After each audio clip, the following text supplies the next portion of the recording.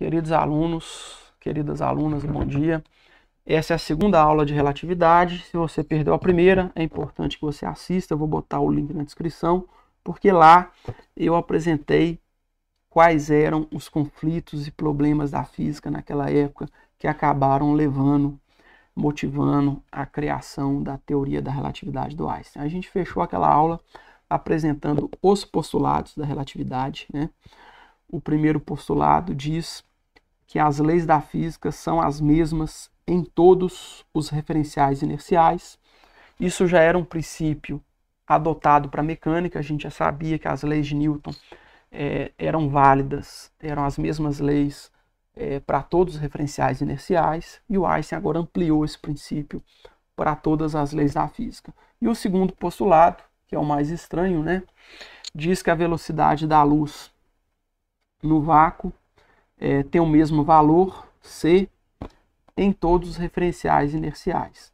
Essa é uma lei muito estranha, porque classicamente, como a gente viu na aula passada, quando você tem diferentes referenciais, né, um referencial em movimento em relação ao outro, como um caminhoneiro e uma fotógrafa aqui no caso, quando eles olham para um terceiro objeto em movimento, esses dois referenciais, segundo a física clássica, deveriam enxergar velocidades diferentes para esse terceiro objeto, né? Mas o postulado de relatividade diz que se esse objeto for a luz, né, diferentes referenciais vão olhar para a luz e enxergar a mesma velocidade. Isso parece um total absurdo, se você pensa classicamente, mas isso é um postulado da teoria, e numa teoria científica a gente toma os postulados como hipóteses verdadeiras, né? E por que eu acredito nesses postulados? Porque a partir desses postulados a gente vai ver quais são as previsões teóricas desses postulados, e é claro que os experimentos vão corroborar com as previsões dos postulados da relatividade geral. Por isso a relatividade, geral não, relatividade especial. Por isso a relatividade é uma teoria científica e por isso a gente acredita nela. Esse é o coração do método científico. Então vamos lá. Esses postulados vão ter consequências aparentemente malucas, né? Que eu já vou só adiantar para vocês, mas a gente vai ver com calma. Uma consequência é o seguinte: esse postulado da luz ter a mesma velocidade para diferentes observadores vai implicar que os conceitos de espaço e tempo que a gente está acostumado, eles não servem, eles vão precisar se adaptar para obedecer aos postulados. Tempo e espaço vão depender agora do referencial. Então, diferentes referenciais, você tem referenciais diferentes, um em movimento em relação ao outro, eles vão medir o tempo e medir o espaço de forma diferente. Então, tempo e espaço deixam de ser absolutos e passam a ser relativos. E tempo e espaço passam a ser acoplados. Na mecânica do Newton, como o tempo era um conceito absoluto, você podia meio que separar, pensar no tempo como algo que flui de modo igual para tudo no universo. Então é como se o universo tivesse um tempo, um relógio universal que marcasse o tempo para tudo, né? E o espaço é um grande palco onde as coisas se movem. Agora na relatividade não. Cada referencial vai ter a sua própria medida de tempo e espaço, então você tem que tratar tempo e espaço de maneira acoplada, né? A gente vai ver com calma. O primeiro efeito interessante é o efeito chamado dilatação do tempo, é como diferentes referenciais vão medir o tempo. Então vamos considerar aqui nesse exemplo que a gente tem um trem que viaja com uma velocidade v, e lá dentro desse trem eu tenho um passageiro qualquer, e eu vou chamar o tempo que passa no relógio desse passageiro de tempo próprio, vou chamar de t0. E eu tenho um outro referencial que está do lado de fora do trem, assistindo o trem passar, né? E no relógio desse policial eu vou chamar o tempo do relógio dele simplesmente de t. E a pergunta é como que esses dois tempos se comparam, né? Como que eu comparo a passagem do tempo que passou no relógio do policial com o tempo que passou no relógio do viajante? Bom, para analisar esse problema, a gente vai utilizar aqui um relógio de luz, né? Para você medir o tempo, você precisa basicamente de contar algo que se repete. Então, por exemplo, quantas a Terra deu uma volta em torno do próprio eixo? Um dia, 2, 3, você conta algo que se repete. Você pega um pêndulo, uma pedra, um barbante. Você conta quantas oscilações esse pêndulo fez. Isso é uma contagem de tempo. Então, o relógio de luz, ele serve para esse propósito, porque você pode considerar o seguinte: você tem dois espelhos separados por uma distância L, e aí você emite aqui um pulso de luz, esse pulso reflete no espelho de cima, volta para o espelho de baixo, aí completou um ciclo, e a partir daí tudo se repete. Então, contando quantos ciclos esse relógio de luz completou, é uma medida de tempo, e a gente vai usar esse relógio para ver o que a relatividade vai falar sobre os tempos, né, nos dois referenciais diferentes. Como o viajante, então eu vou botar esse relógio de luz lá dentro do trem. Então, como o viajante ele move junto com o relógio, eu posso dizer que esse relógio está em repouso em relação, o viajante está em repouso em relação ao relógio. Eu vou chamar sempre que o relógio estiver em repouso no referencial, ou seja, o relógio viaja junto com ele, né? Eu vou chamar esse tempo de tempo próprio, T0, tempo próprio. E o policial, que vai ver o trem passar, e o relógio está lá dentro do trem, né? Então ele vai ver o relógio passar. Eu já vou chamar o tempo no referencial do policial simplesmente de tempo T. Então, para o cara que viaja junto com o relógio, né? O tempo que passou nesse relógio, para o cara que está viajando junto com ele, que está em repouso em relação a esse relógio, tempo próprio. Para o outro cara que está de fora, vendo esse viajante com esse relógio passar, né? Simplesmente tempo T. Vamos ver como que cada observador, como que cada referencial vê esse relógio. No referencial do trem, para o passageiro que está lá dentro, o relógio está parado. Então ele vai ver o pulso de luz subindo, andando uma distância L, bate lá em cima, volta e anda mais uma distância L. Como velocidade é distância por tempo, tempo é distância por velocidade. Então, o tempo medido pelo passageiro, que é o viajante, que a gente vai chamar de tempo próprio, T0, vai ser a distância que a luz andou, né, ida e volta, a distância é 2L, dividido pela velocidade da luz, que a gente chama de C, né? Então, o tempo que passou no relógio, o tempo próprio, né, no relógio do viajante, 2L sobre C. E posso dizer também que distância é velocidade vezes tempo, né? Então, o L, que é a distância de ida aqui, vai ser a velocidade da luz, vezes o tempo próprio dividido por 2. O tempo está pela metade aqui, porque eu estou considerando só a ida. Já no referencial do policial, como que ele vai ver esse relógio de luz? Suponha esse relógio de luz, ele está na janela do trem, né? E o policial está lá fora do trem, vendo o trem passar, vendo o relógio passar. Ele vai ver, como o relógio anda junto com o trem, ele vai ver esse pulso de luz fazer esse movimento aqui, esse trajeto na diagonal. Então, eu vou chamar essa distância aqui na diagonal de D, né? Então, qual foi a distância que o policial, que esse outro referencial, né, que é o policial, vai ver a luz percorrer? Vai ser 2 vezes D. Então, velocidade, distância por tempo. Tempo é distância dividido por velocidade. Então, no relógio do policial, suponha que o policial tenha um relógio de pulso, né? O tempo dele, que a gente vai chamar de T. Quanto que passou no relógio dele? Vai ser a distância que a luz andou, 2D, dividido pela velocidade da luz, que é C. Reparem que eu estou usando a mesma velocidade da luz, tanto no referencial do passageiro, quanto no referencial do policial, porque é o postulado da relatividade. Diferentes referenciais inerciais vão ver a luz com a mesma velocidade. Bom, eu posso também ver que esse cateto aqui tem um triângulo retângulo, esse cateto tem a ver com o tanto que o relógio andou, que é o tanto que o trem andou, né? A velocidade do trem para o policial é V, então a distância é velocidade vezes tempo. Então vai ser a velocidade do trem vezes o tempo que passou para o policial, né, que é T, dividido por 2. Está dividido por 2 porque eu considerei só a metade aqui, ó. Só a ida, né? Só até ele chegar lá, a luz chegar lá em cima. E esse outro cateto, na vertical aqui, eu já vi que ele vai ser, lá no outro referencial, eu já tinha visto, né? Que o L é a velocidade da luz vezes o tempo próprio dividido por 2.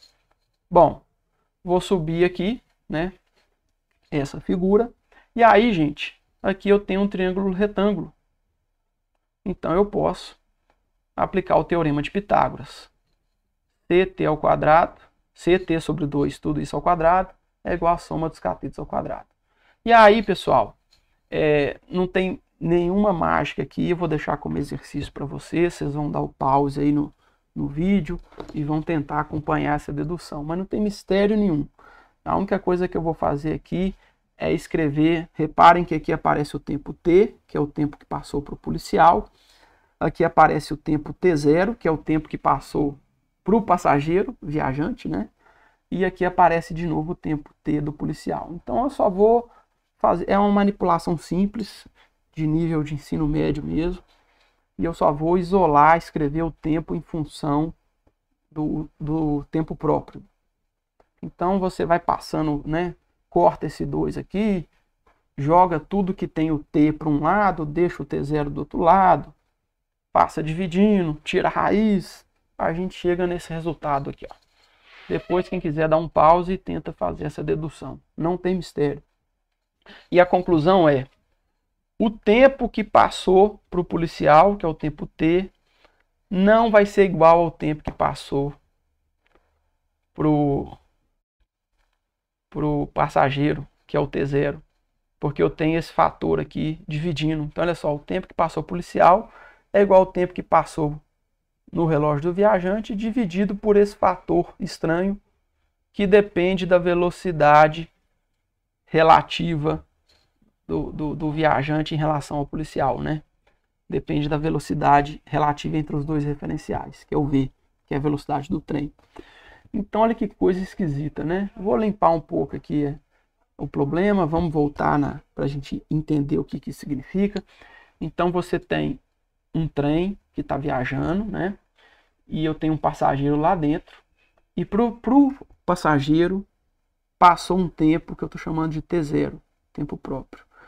E já no referencial do policial, no relógio dele, passou um tempo que eu estou chamando de T. E esses tempos, quando você compara um tempo com o outro, eles não são iguais. E eles estão relacionados por essa equação. O tempo que passou para o policial vai ser o tempo que passou pro passageiro dividido por essa coisa estranha. E aí a gente vai definir um fator aqui, que eu vou chamar de fator gama, também chamado de fator de dilatação, que ele vai ser 1 sobre raiz quadrada de 1 menos a velocidade de um referencial em relação ao outro, né? Velocidade do trem ao quadrado dividido pela velocidade da luz ao quadrado.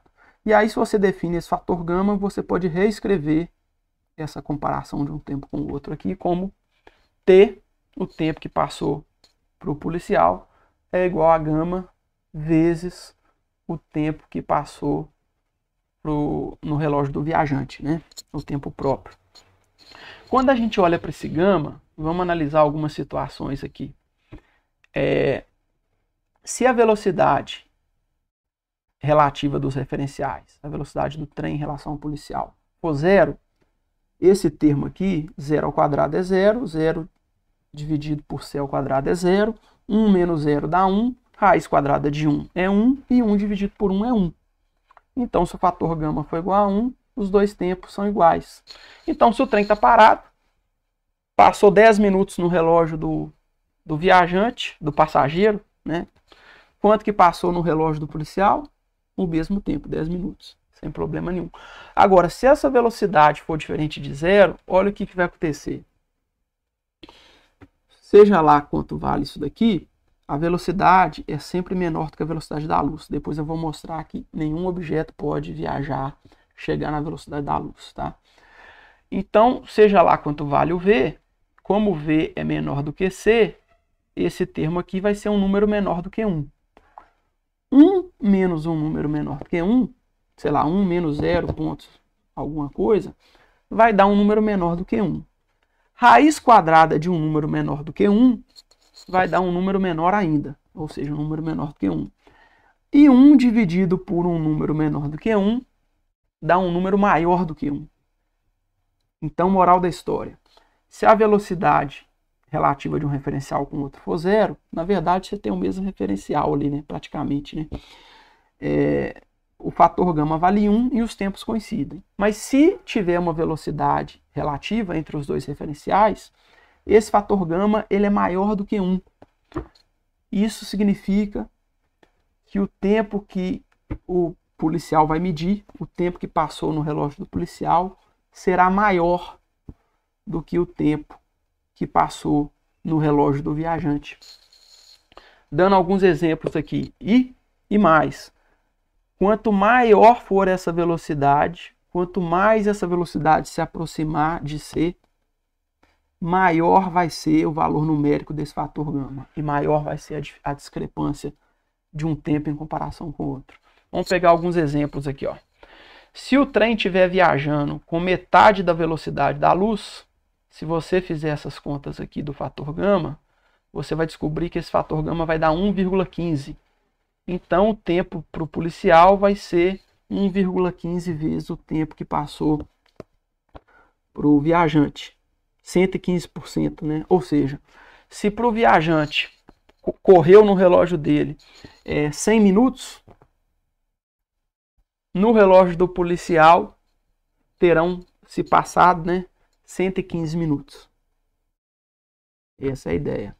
Se por um acaso esse trem estivesse viajando com velocidade 99,5% da velocidade da luz, se você fizer a conta aqui do fator gama, ele vai dar 10. Isso significa que o tempo que passou no relógio do policial será 10 vezes maior que o tempo que passou para o viajante. Então, se o viajante no relógio dele passou 1 hora, né? Passou 1 hora, no relógio do policial vai ter passado 10 horas. Essa é a ideia. Então, são efeitos estranhos. Agora, reparem que eu estou considerando, gente, velocidades próximas à velocidade da luz. Se você considerar velocidades ordinárias do nosso dia a dia, esse efeito aqui, esse fator gama, vai ficar muito perto de 1, né? De modo que a diferença de tempo vai ser praticamente desprezível. Mas se a gente está considerando velocidades comparáveis à velocidade da luz, aí o efeito ele é desse jeito, né? Agora a coisa mais maluca é que tudo é relativo, né? Então veja bem, para o policial ele vai dizer o seguinte: o viajante é o passageiro, é ele quem está viajando. Então ele vai pensar que o tempo vai passar mais rápido para ele. Vamos pegar esse exemplo aqui, ó. Então o policial vai pensar o seguinte: ora, cada 1 hora que passa para ele lá no relógio dele, para mim passou 10 horas, né? O tempo dilatou. Para mim passou 10 horas. Então o tempo correu mais rápido para mim do que para ele. Só que se você analisar o mesmo problema no referencial do passageiro que está lá no trem, ele pode falar o seguinte: não, no meu referencial o trem está parado. É o trilho e o policial é que viaja no outro sentido. E aí o passageiro vai dizer que o viajante é o policial. Então o viajante vai dizer: ora, então o tempo próprio é do policial, ele é o viajante.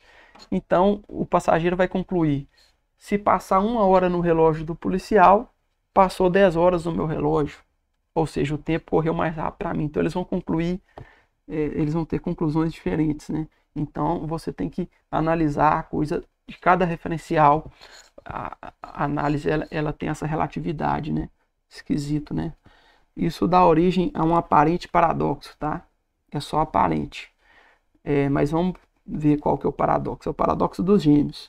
Você tem 2 irmãos gêmeos. Suponha que um deles entra num foguete e viaja próximo à velocidade da luz e retorne depois. Vamos considerar esse exemplo aqui, que a velocidade tem esse valor, para a gente ter um fator de dilatação 10, só para ficar fácil de pensar. Então, o irmão viaja, quando ele volta, daqui a 1 ano, né, que o irmão que ficou na Terra vai pensar: olha, meu irmão viajou, Então, se no relógio do meu irmão passou um ano, ou seja, se biologicamente o meu irmão envelheceu um ano, no meu relógio se passaram 10 anos. Eu envelheci 10 anos.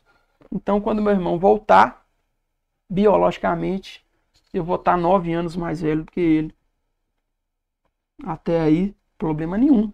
Isso é o que a relatividade diz que de fato aconteceria se o irmão viajasse nessa velocidade.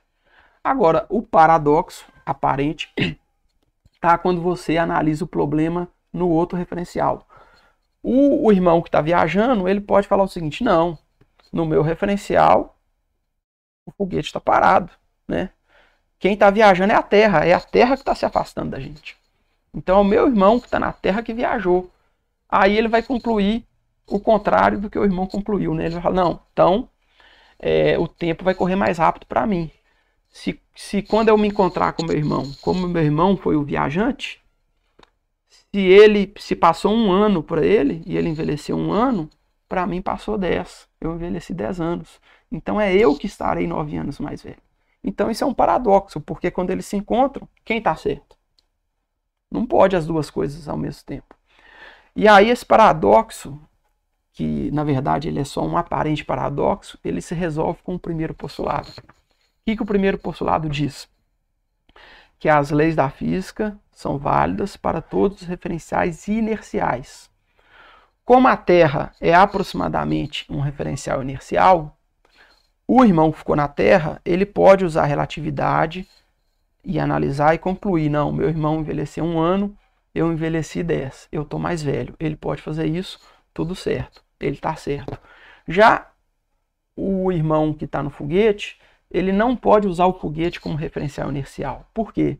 Porque o foguete, quando ele faz o seu retorno, ele é obrigado a frear, inverter o sentido da sua velocidade e voltar. Então, durante toda a viagem, o foguete não é um referencial inercial, porque ele acelerou, né? Então, ele não pode usar relatividade naquele referencial. Então, a gente não pode fazer a análise desse referencial nesse caso. Então, o referencial válido é do irmão que ficou aqui na Terra. Então, de fato, isso iria sim acontecer. Quando o irmão dele voltasse, quem ficou na Terra, o que ficou na Terra, estaria mais velho. Ah, mas eu não acredito nisso. Gente, a gente não fez essa experiência com foguetes nessa velocidade, mas tem experimentos que comprovam esse efeito da dilatação do tempo. A gente foi utilizado, né, isso foi feito em 71, pegaram 2 relógios atômicos de Césio, são relógios de altíssima precisão, deixaram um relógio na Terra e outro relógio botaram no avião para viajar numa velocidade, num avião a jato. Segundo a teoria da relatividade, quando esses relógios se encontrarem, o tempo tem que correr mais rápido para o relógio que ficou na Terra. E o tempo tem que ter passado mais lentamente para o relógio que viajou. E aí você pega a relatividade do Einstein, faz o cálculo de quanto que um relógio tem que atrasar em relação ao outro. E quando você fez esse experimento e comparou o atraso, deu o que a relatividade previu, né? E é claro que são efeitos muito menores do que esses exemplos que a gente utiliza, né? Porque mesmo um avião a jato, ele não tem uma velocidade comparável à velocidade da luz, né? Mas foi confirmado. Outros exemplos têm a ver com partículas radioativas, né? Que são criadas aí no espaço e que viajam até a Terra. A gente sabe no laboratório que essas partículas têm um tempo médio de vida, né? Antes delas se desintegrarem e tudo mais. E aí, pela distância do local que elas são criadas até a Terra, levando em conta o tempo de vida que elas têm e a velocidade delas, né, não daria tempo para que elas chegassem aqui na Terra, pensando classicamente. Mas se você leva em conta a dilatação do tempo, né, e ela tem um tempo de vida próprio, medido no relógio dela, quando você aplica a dilatação do tempo, esse tempo visto aqui da Terra ele fica maior, né? Então acaba dando tempo. Analisando aqui da Terra, acaba dando tempo da partícula chegar. E ela de fato chega e as contas batem certinho com o que a relatividade prediz. Então, isso, né, gente, é um efeito real, é um efeito método científico, comprova isso, né? Então vamos lá. Aí depois vocês dão uma olhada lá no Museu de Arte Moderna de Nova York, um quadro do Salvador Dalí, A Persistência da Memória. Ele é contemporâneo do Einstein, muitos acabam enxergando a influência da relatividade nessa obra, né? Embora aparentemente o próprio Dalí ele nunca, né, disse que a relatividade influenciou esse trabalho e tudo mais, mas muitos acabam relacionando uma coisa com a outra. Outro efeito interessante é o efeito da contração do tempo, do tempo não, contração do espaço, né? A gente acabou de ver a dilatação do tempo. E também vai acontecer um efeito que chama contração do espaço. Diferentes referenciais vão medir o espaço de modo diferente. Eu não vou fazer a demonstração aqui desse caso. Também ela dá para acompanhar no nível de ensino médio, quem quiser pesquisar. Mas eu já fiz do tempo, então vou só contar para vocês aqui o que vai acontecer. Então vamos supor que a gente tem aqui um referencial onde um ônibus está parado, tá? E aí você mede o comprimento desse ônibus e o comprimento desse ônibus. Como o ônibus está parado nesse referencial, né? Eu vou chamar esse comprimento do ônibus de L0, comprimento próprio. Então, para o referencial aonde o ônibus está parado, né? Eu vou chamar esse comprimento do ônibus que eu medi nesse referencial de comprimento próprio, L0. Agora suponha que eu tenha o mesmo ônibus e ele passe, né? Então eu tenho um ônibus parado aqui estacionado e um ônibus idêntico viaje numa altíssima velocidade, passe na frente do outro ônibus com velocidade v.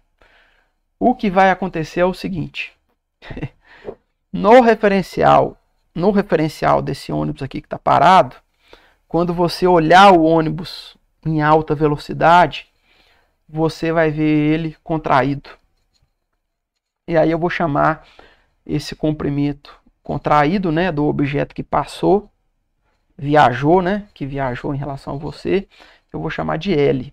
E aí a gente tem um fator de contração, olha, o comprimento que você vai medir para o ônibus quando ele passa em movimento por você, ele vai ser igual ao comprimento próprio, ou seja, ao comprimento que você veria esse mesmo ônibus se ele tivesse parado, né, no seu referencial. Então o ônibus passou em movimento. Qual é o comprimento que você vai medir para esse ônibus? Vai ser o L. Esse comprimento ele vai ser igual ao comprimento que esse mesmo ônibus teria para você caso ele tivesse parado, dividido por gama. Lembrando, é o mesmo gama da dilatação do tempo. Só que lá, relembrando aqui, o gama multiplica. Então, o tempo, ele dilata, né? O gama é maior do que 1. Então, o tempo medido aqui pelo policial é maior do que o tempo do viajante. Agora, o gama está dividindo. E como esse gama ele é sempre maior do que 1, significa que o comprimento L do trem, do ônibus que passou em movimento na sua frente, ele vai sofrer uma contração. Ele vai ser igual ao comprimento de repouso, dividido por um número maior do que 1, que é o gama. Então, quando o ônibus passa por você, pelo simples fato dele estar em movimento, você vai medir para ele um comprimento contraído pelo fator gama. E o negócio é relativo, né? Então, veja bem, imagine que você tem 2 ônibus. E você é um passageiro desse ônibus, né? Esse ônibus está parado. Aí você olha pela janela e fala, olha, eu estou parado e esse ônibus é o viajante. Você vai olhar para esse ônibus que está passando do seu lado, você vai ver ele contraído. Agora, o passageiro do ônibus que está viajando, ele pode analisar do referencial dele e ele vai falar o seguinte, não, eu e o meu ônibus, nós estamos parados. É aquele ônibus lá que está em movimento, que está afastando da gente no outro sentido, né? Então ele vai ver o ônibus dele normal e ele vai ver o outro ônibus contraído. Então reparem que quem é o viajante é relativo. Na relatividade você não pode atribuir um repouso absoluto. Sempre o movimento de alguém em relação a alguém. Então, qualquer movimento, você pode falar que, se você está numa referência A e B, quem está em movimento? Para o A é o B, e para o B é o A que está em movimento. Então, tem essa relatividade aí. Dando alguns exemplos aqui, eu comentei para vocês que quanto maior a velocidade, né? Quanto maior a velocidade de um referencial em relação ao outro, maior o fator gama. Então, quanto mais rápido esse ônibus passar, maior é o gama, maior vai ser a contração que ele vai sofrer. Então, dando alguns exemplos aqui, se o ônibus está parado e ele tem esse tamanho, isso aqui eu já fiz as contas e ajustei aqui, né, o tamanho.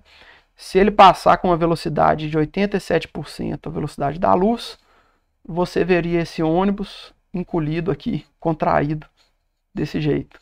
E se ele passasse com 96% da velocidade da luz, você veria esse ônibus passando desse jeito. É muito esquisito, né? Você não pode pensar nisso, gente, como um encolhimento da matéria, tá? Átomos, moléculas, não. Isso é uma contração do próprio espaço. E, consequentemente, tudo que está no espaço contrai junto. Então, a contração ela é do espaço e não da matéria. Então, cuidado com isso. Bom, então a gente viu que a gente tem dois efeitos, né? Vamos supor que você está parado no seu referencial e tem um outro referencial que está viajando, né? Então você vai ter o efeito da dilatação no tempo, né? Se passou um tempo qualquer para ele, para você vai ter passado mais tempo, né? Vai ter passado mais tempo, o tempo dilata, e também vai ter o efeito da contração, né? Se ele que está viajando, passando por você, se ele tem uma régua de 1 metro, quando ele passar na sua frente, né, em movimento, você vai ver essa régua dele contraída. Para você, essa régua não vai ter 1 metro, ela vai ter um tamanho menor. Então, são esses efeitos. Esses efeitos tornam possível, né, estão deixando a gente sonhar, né, tem aquele meme, né, você pensar em viagens espaciais. Por quê? Porque você começa a pensar o seguinte: para um viajante, você fala, ó, a distância daqui até a próxima estrela é aproximadamente aí, a estrela mais próxima da gente depois do Sol é 4 anos-luz aproximadamente. Então, se você conseguisse viajar na velocidade da luz, demoraria 4 anos, né, para a luz chegar. Imagina um foguete que está muito longe disso. O astronauta morre antes de chegar. Mas aí esses efeitos da dilatação do tempo te dão esperança, porque o tempo vai correr mais lentamente para o astronauta em relação a quem está na Terra. Provavelmente os engenheiros aqui da Terra vão morrer, vão ter que trocar os engenheiros, e o viajante lá consegue ir embora, né? E o efeito da contração no espaço também ajudaria, né? Porque no referencial do viajante, ele veria a distância entre a Terra e o local que ele quer ir, o espaço contraído. Então você tem esses fenômenos aí. Ainda assim, a gente está bem longe de pensar nessas coisas, porque a gente não consegue energia para botar um foguete numa velocidade tão alta, e mesmo que a gente conseguisse, a gente teria muito problema com blindagem, né? Bombardeio de partículas, a velocidade ia ser tão alta que a gente não tem tecnologia para fazer a blindagem que a gente precisaria. Mas enfim, a gente está chegando ao final aqui. A gente viu lá na aula anterior que quando você vê dois referenciais diferentes, A e B, enxergam um terceiro objeto em movimento, a forma como que as velocidades se relacionam tem a ver com essa expressão aqui de cima, né? Então, por exemplo, a velocidade da bolinha vista pelo referencial A, que é a garota, vai ser igual à velocidade da bolinha no referencial do B, né, que é o caminhoneiro, mais a velocidade relativa do caminhão em relação à garota. Isso é o que a gente tinha classicamente. Com esses novos conceitos, com essa reformulação do espaço e o tempo, que agora são relativos, né, e tem esses efeitos estranhos, essa transformação deixa de ser válida, e a transformação que passa a ser válida é uma transformação mais estranha. Então, é uma fórmula mais complicada. Se a velocidade da bolinha vale 2 metros por segundo em relação ao caminhão, quanto que essa velocidade vale da bolinha vai ser em relação à garota? Você tem que fazer essa conta. No numerador é a mesma coisa de antes, mas tem esse fator de correção aqui, então fica mais complicado. Mas só citando, né? E as leis de Newton? Será que as leis da mecânica vão continuar valendo? Bom, do jeito que elas eram, não. Porque as leis de Newton, elas se baseavam nos conceitos de espaço e tempo, né? Absolutos, né? E não relativos, né? Igual é na relatividade. Então, mas a forma que você tem de manter as leis de Newton válidas é você fazer uma adaptação.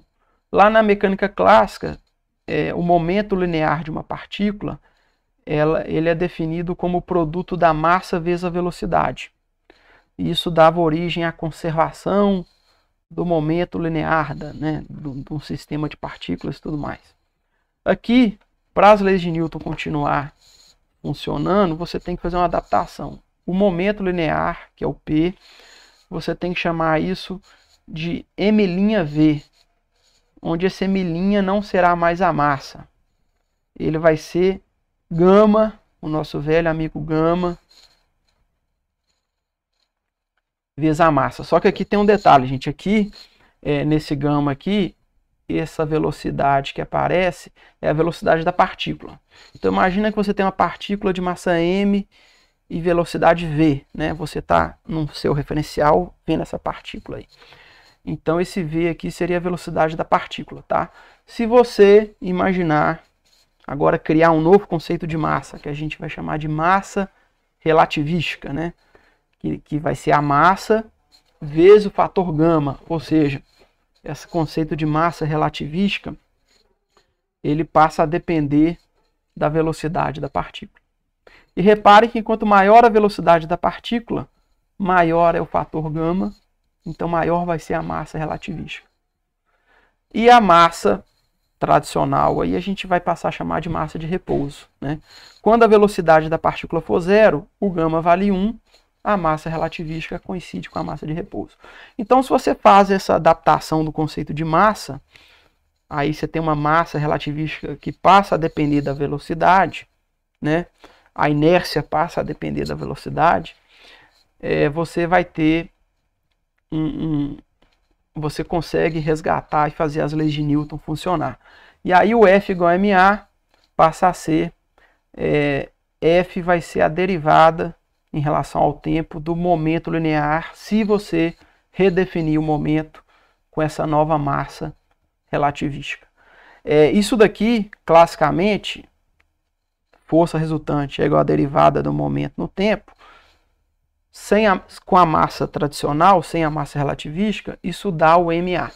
Agora não mais vai dar o ma, mas você pode continuar escrevendo a lei de Newton desse jeito, se você considerar que o momento agora é a massa relativística. Tem esse fator gama aqui de correção. Aí você resgata as leis de movimento. O Einstein, ele vai mostrar ele mostra no trabalho dele que a energia vai ser igual, a energia da partícula vai ser igual à massa relativística vezes a velocidade da luz ao quadrado. Reescrevendo isso, a massa relativística é o gama, aquele fator, né, que depende da velocidade da partícula, vezes a massa de repouso da partícula, vezes c ao quadrado. Essa expressão aqui, gente, já tem tudo de energia da partícula. Aí dentro já tem a energia cinética, que classicamente era aquela fórmula 1/2 de mv ao quadrado. Isso já está embutido aqui dentro. E as energias potenciais também, que tem vários tipos, também estão embutidas aí dentro. Então a energia passa a ser mc ao quadrado, mas é o m relativístico, né? Ou gama vezes a massa vezes c ao quadrado. E aí, gente, aparece um novo tipo de energia na relatividade que até então não se tinha conhecimento, né? Que é a energia de repouso. Mesmo se você fizer a velocidade ser zero, quando você faz a velocidade ser zero no gama, o gama vai para 1. Então, mesmo que a velocidade da partícula seja zero, você vai ter 1 vezes mc ao quadrado, você tem uma energia igual a mc ao quadrado. Isso daqui mostra que existe uma equivalência entre massa e energia, né? O simples fato do corpo ter massa, a massa de repouso que a gente está chamando agora, faz com que ele tenha energia, né? E essa energia vai ser dada pelo produto da massa com a velocidade da luz ao quadrado. Gente, velocidade da luz C é 3 vezes 10 elevado a 8. Isso está ao quadrado. Então, um pouco de massa corresponde a um valor absurdamente alto de energia, porque está multiplicado por C ao quadrado. Então, tem essa equivalência aí. As energias potenciais envolvidas ali no corpo podem alterar o valor dessa massa de repouso, mas isso é uma coisa muito sutil para discutir aqui, né? Mas enfim, então existe uma equivalência entre massa e energia. Isso é uma consequência da teoria da relatividade. Confirmações experimentais disso, né? A gente tem as reações nucleares, né? Então, quando você tem ali, por exemplo, no Sol, né? Você tem o processo de hidrogênio está tendo a fusão nuclear e se transformando em hélio. Quando você compara as massas dos reagentes com as massas do que sobrou de produto, você vai observar que sumiu um pouco de massa. E antigamente na física a gente trabalhava massa e energia diferente, né? A gente conservava energia e separadamente conservava a massa. A Einstein mostrou que massa e energia são equivalentes, né? Tem uma equivalência dada por essa equação.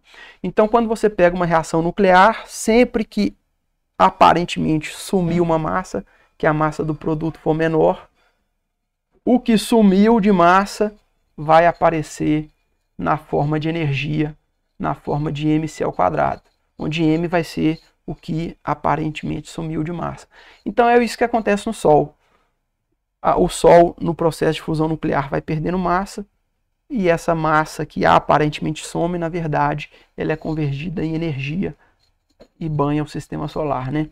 A mesma coisa no processo de uma bomba atômica. Uma confirmação experimental dessa equivalência fantástica aconteceu em 1932, onde esse físico aqui, ele fez uma descoberta, ele descobriu experimentalmente o pósitron, que é a antimatéria do elétron, né? Nesse experimento, basicamente, o que acontece? Você joga um raio gama num átomo, né, num núcleo atômico qualquer, e esse raio gama, ele some e é criado, aparentemente do nada, né, é criado um par de partículas elétron e pósitron. Pósitron é uma partícula idêntica ao elétron em massa, em módulo de carga elétrica, né? Só que ela é positiva. O elétron é negativo, o pósitron é positivo. Então, é o irmão gêmeo do elétron, só que com carga positiva. Então, através de um raio gama, interagindo com o átomo, você pode criar um par de partículas elétron e pósitron. Então, aqui é um diagrama, e aqui do lado você tem uma câmara de nuvens, onde você conseguiu, aqui é o ponto onde essas partículas são criadas. Cada uma vai para um lado por conta de um campo magnético que está aplicado aí. E aqui você tem a detecção experimental dessas partículas. Pelo raio que cada uma descreve, tem como você medir as propriedades dela e ver que é um elétron positivo, né? De modo informal. E também, da mesma forma que você pode, com energia, né? Como a radiação eletromagnética, criar um par de matéria, né? Antimatéria. Quando você tem um elétron pósitron também, eles podem virar uma espécie de átomo, né, que a gente chama de positrônio, e depois eles se aniquilam, né, e vira radiação, né. Então, da mesma forma que você pode, com o raio gama, criar um par elétron pósitron, depois eles podem também se aniquilar na forma de radiação eletromagnética. Então é isso. Na aula de hoje a gente fica por aqui. Eu vou gravar um outro videozinho separado, brincando com duas simulações sobre a dilatação do tempo e a contração do espaço. Quem tiver um interesse, assista também o próximo vídeo. Vou botar o link na descrição. Um forte abraço a todos, até a próxima.